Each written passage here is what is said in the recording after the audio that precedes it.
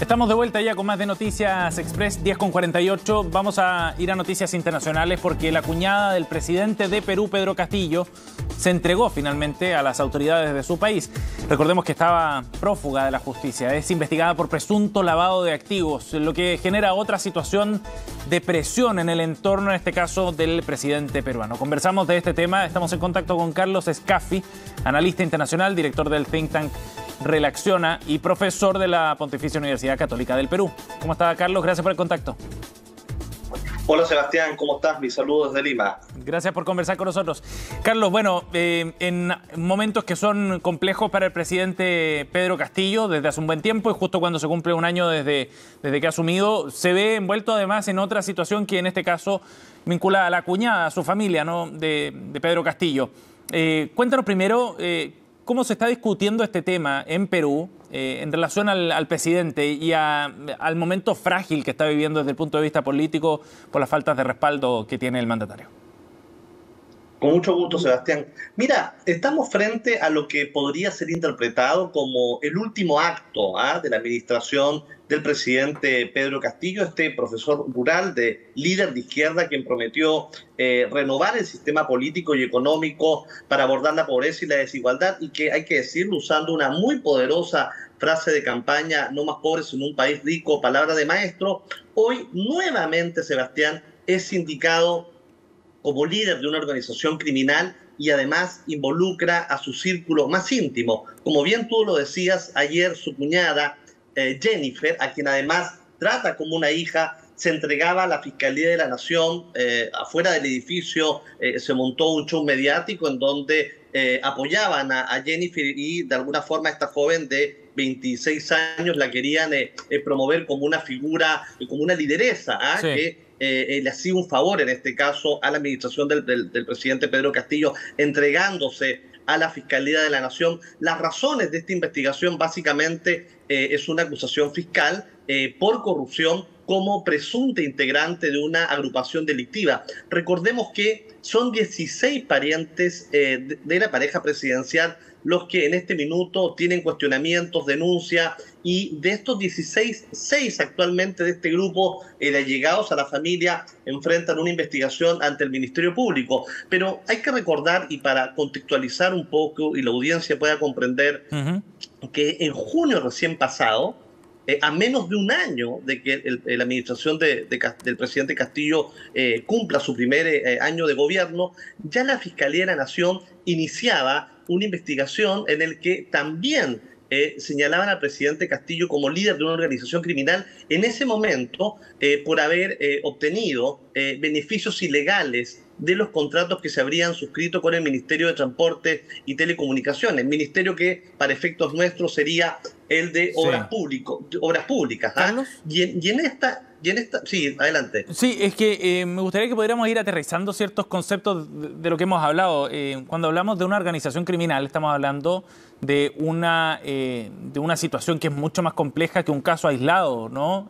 Como podría haber ocurrido en otras ocasiones o en otros contextos políticos donde la acusación es bien específica por un vínculo especial. Acá se está hablando de una estructura, digamos, en relación o en el entorno de Pedro Castillo para cometer delitos. Es una acusación muchísimo más grave en ese sentido.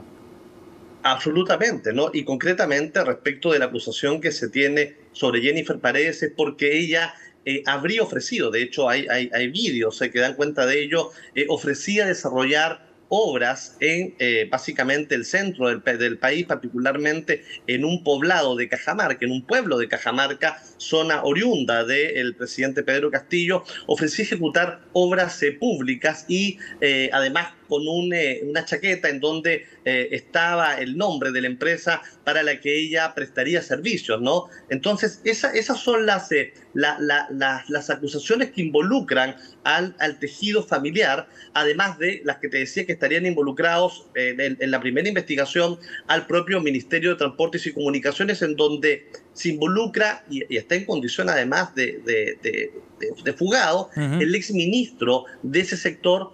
De hecho, ya se entregó el propio secretario general de la presidencia, Bruno Pacheco, que además está actuando como colaborador eficaz, entregando información precisa, audios, sumado a 2 empresarios que también mantienen dicha condición y están entregando información respecto de cuál habría sido la forma en la que pactaban, en este caso, las adjudicaciones y, por cierto, los arreglos que tendrían dentro de esta supuesta organización criminal que en este minuto está en investigaciones en el Ministerio Público. Sí.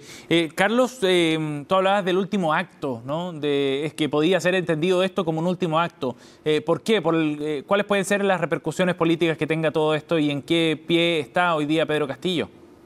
Mira, Sebastián, primero, en este minuto el gobierno mantiene una desaprobación muy alta, de 76%, pero si uno mira hacia atrás, particularmente a los últimos años de la administración del presidente Toledo, Toledo gobernaba con 8%.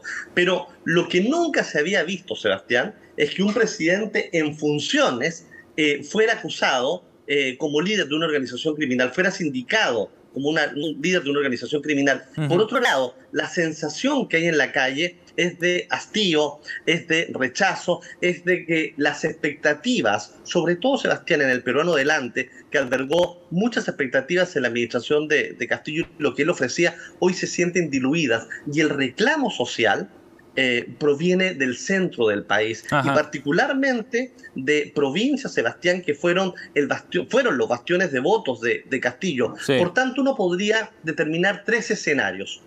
Yo creo que el más crítico de estos 3 escenarios va a ser la presión social. Y la presión social puede ser mucho más probable que un escenario de una vacancia o de una inhabilitación constitucional la que termine sacando al presidente Pedro Castillo, incluso a través de una renuncia. ¿Por qué, Carlos? Y las razones están expuestas en la calle. Tú le preguntas al poblador del Ande y te lo dice que no se siente representado. En el momento que la gente de Junín, de Cajamarca, de Huancavelica, de Andahuaylas, acuesten a sus hijos con hambre, ahí este tema se acabó.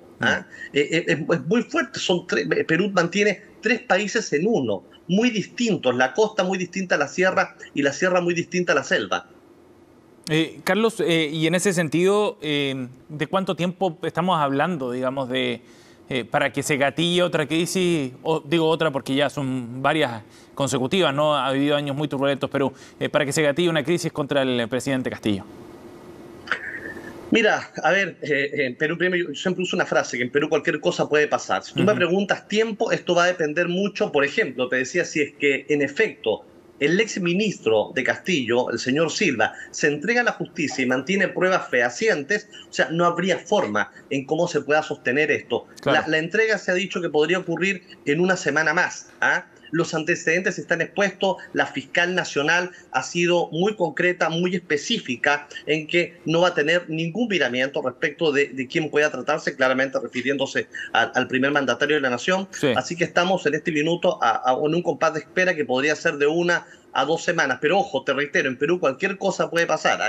Esa ha sido la condición permanente desde 1980 a la fecha. Sí. Pedro Castillo, el presidente peruano, ha dicho que acá hay un show mediático y ha adoptado un rol, digamos, a la defensiva respecto a este tema, presentándose como una víctima, digamos, de un plan mayor en todo esto. ¿Qué tan creíble es eso, Carlos? Mira, es la forma en la que como el presidente ha tenido a bien desde que empezó este gobierno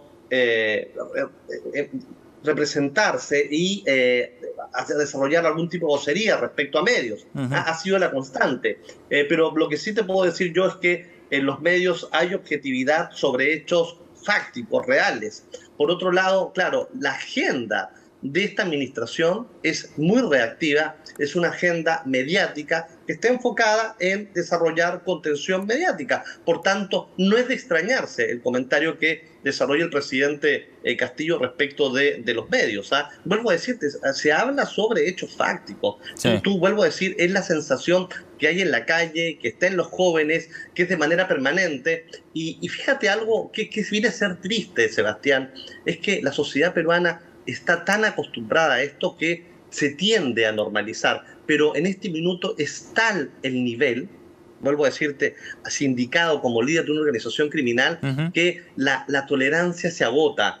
A pesar de ello, la economía sigue manteniendo su curso y lo político por cuerdas separadas. ¿Ah? No se Sí. logran intersectar. Es algo que la sociedad peruana ha aprendido y lo ha hecho muy bien. Si no, imagínate las condiciones en las que estaría el Perú en este minuto. Lo que es muy llamativo. Carlos, Pedro Castillo aparecía como un candidato que venía de otro mundo, ¿no? Por su historia como profesor, porque venía de otros círculos, digamos, y no desde el poder, digamos, histórico en Perú, si que se puede hablar de eso. En el caso que está siendo investigado, él y su entorno familiar, ¿da cuenta de una organización que surge una vez que llega al poder, Pedro Castillo, o que vendría de antes? No, no, no, no. Mira, a Pedro Castillo, él era, como lo vuelvo a reiterar, un profesor rural que desarrollaba una actividad sindical. Era Ujú. un sindicalista y que representaba al gremio de profesores, al gremio más importante de profesores. ¿Ah? Y lo que se dice es que él se acerca a Perú Libre, el partido que lo acoge y que Ujú. es liderado por su secretario general, el doctor Vladimir Cerrón, y le pide que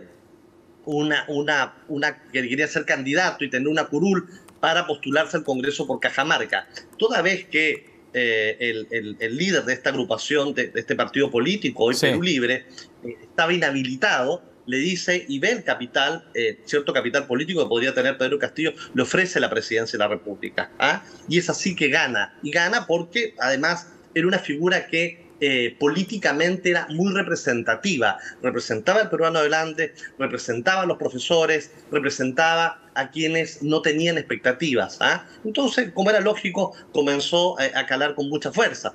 Hoy hay que decirlo, Perú Libre, el partido que lo acoge, lo invita a renunciar al presidente Pedro Castillo. Ujú. Hoy el presidente no tiene partido político y la fuerza dentro del Congreso del oficialismo se ve fraccionada duramente. De hecho, hay que decirlo, Perú Libre no tiene mayoría en el Parlamento. Sí. Carlos, muchísimas gracias por esta conversación desde Lima para entender lo que está ocurriendo allá en el país vecino. Muchas gracias. Con mucho gusto, Sebastián, que estés muy bien.